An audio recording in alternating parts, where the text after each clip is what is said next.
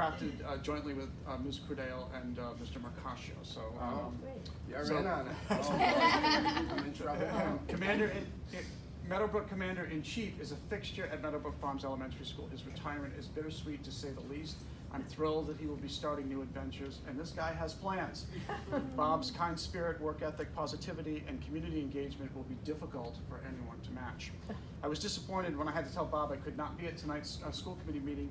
When he heard that I had a family obligation, his response was, family first.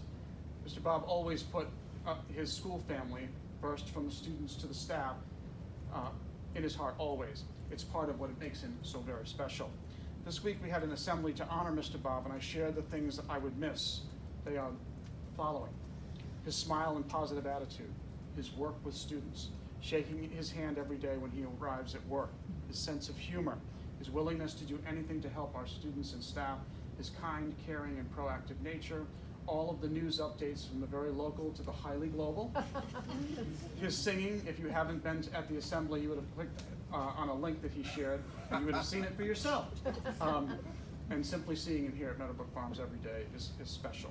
The most touching part of the assembly that we held were the countless students that came forward, grabbed the microphone, and shared their positive thoughts about Mr. Bob.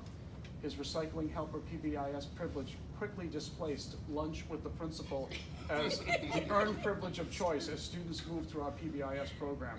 Watching Bob take time out of his day every day to allow students to help him, and from the time we've watched him work tirelessly nights in his work as custodian at Meadowbrook Farms, his impact will be felt long after the students leave the building this June, and every day long after they leave at 3:25.